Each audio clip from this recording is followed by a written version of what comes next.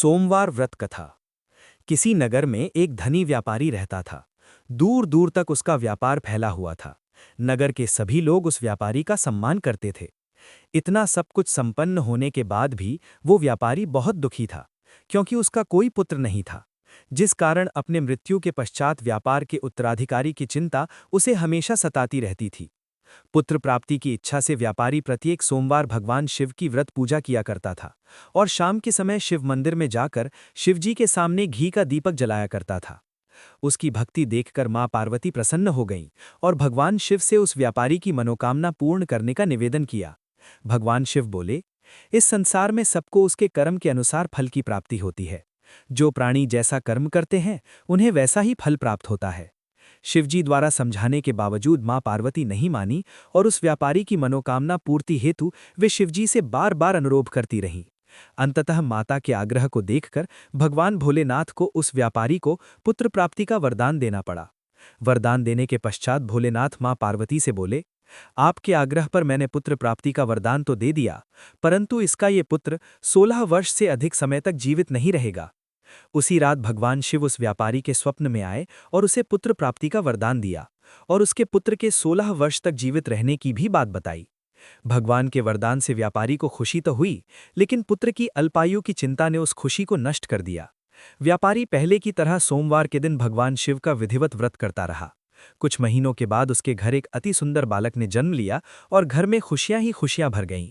बहुत धूमधाम से पुत्र जन्म का समारोह मनाया गया, परंतु व्यापारी को पुत्र जन्म की अधिक खुशी नहीं हुई, क्योंकि उसे पुत्र की अल्प आयु के रहस्य का पता था। जब पुत्र 12 वर्ष का हुआ तो व्यापारी ने उसे उसके मामा के साथ पढ़ने के लिए वाराणसी भेज दिया। लड़का अपने मामा के साथ शिक्षा प्राप्ति हेतु चल दिया। रास्ते में जहां भी मामा भांजे विश्राम हेतु रुकते, वहीं यज्ञ करते और ब्राह्मणों को भोजन कराते।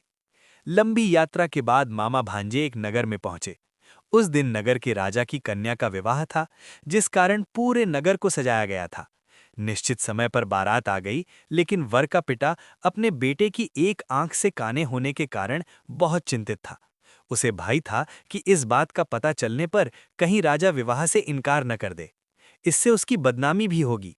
जब वर के पिता ने व्यापारी के पुत्र को देखा तो उसके मस्तिष्क में एक विचार आया।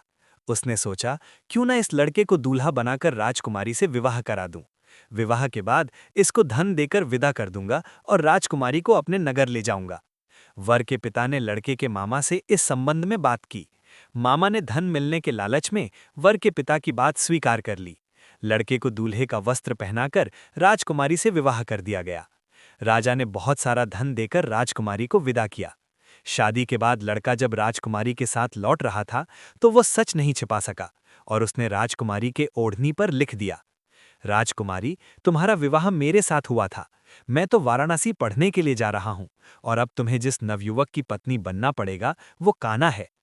जब राजकुमारी ने अपनी ओढ़नी पर लिखा हुआ पढ़ा तो उसने काने लड़के के साथ जाने से इनकार कर दिया। राजा को जब ये सब बातें पता लगीं तो उसने राजकुमारी को महल में ही रख लिया। उधर लड़का अपने मामा के साथ वाराणसी पहुंच गया और गुरुकुल में पढ़ना शुरू कर दिया। जब उसकी आयु 16 वर्ष की हुई तो उसने यज्ञ किया। यज्ञ की समाप्ति पर ब्राह्मणों को भोजन कराया और खूब अन्न वस्त्र दान किए। रात को वो अपने शयन कक्ष में सो गया। शिव के वरदान के अनुसार शयनावस्था में ही उसके प्राण पखेरु उड़ गए। सूर्योदय पर मामा मृत भांजे को देखकर रोने पीटने लगा। आसपास के लोग भी एकत्र होकर दुख प्रकट करने लगे। लड़के के मामा के रोने विलाप करने के स्वर समीप से गुजरते हुए भगवान शिव और माता पार्वती जी ने भी सुने। माता पार्वती ने भगवान से कहा, प्राणनाथ, मुझे इसके रोने के स्वर सहन नहीं हो रहे। आप इस व्यक्ति के कष्ट को अवश्य दूर करें। भगवान शिव ने माता पार्वती के साथ अदृश्य रूप में समीप जाकर देखा तो भोलेनाथ माता पार्वती से बोले, ये तो उसी व्यापारी का पुत्र है जिसे मैंने 16 वर्ष की आयु का वरदान दिया था। इसकी आयु पूरी हो गई है।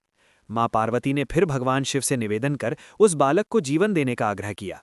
माता पार्वती के आग्रह पर भगवान शिव ने उस लड़के को जीवित होने का वरदान दिया और कुछ ही पल में वो जीवित होकर उठ बैठा। शिक्षा समाप्त करके लड़का मामा के साथ अपने नगर की ओर चल दिया। दोनों चलते हुए उसी नगर में पहुंचे जहां उसका विवाह हुआ था। उस नगर में भी यज्ञ का आयोजन किया। समीप से गुजरते हुए नगर के राजा ने यज्ञ का आयोजन देखा और उसने तुरंत ही लड़के और उसके मामा को पहचान लिया।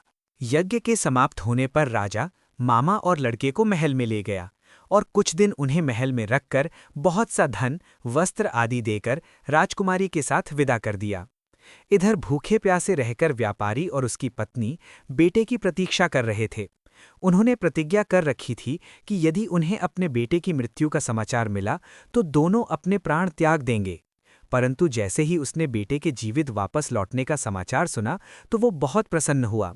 वह अपनी पत्नी और मित्रों के साथ नगर के द्वार पर पहुंचा। अपने बेटे के विवाह का समाचार सुनकर पुत्रवधू राजकुमारी को देखकर उसकी खुशी का ठिकाना न रहा। उसी रात भगवान शिव ने व्यापारी के स्वप्न में आकर कहा, हे श्रेष्ठी, मैंने तेरे सोमवार के व्रत करने और व्रत कथा सुनने से प्रसन्न होकर तेरे पुत्र को लंबी आयु प्रदान की है। पुत्र की लंबी आयु जानकर व्यापारी बहुत प्रसन्न हुआ। शिव भक्त होने तथा सोमवार का व्रत करने से व्यापारी की सभी मनोकामनाएं पूर्ण हुईं। इसी प्रकार जो भक्त सोमवार का विधिवत व्रत करते हैं और व्रत कथा सुनते हैं, उनकी सभी इच्छाएं पूरी होती हैं। बोलो हर हर महादेव।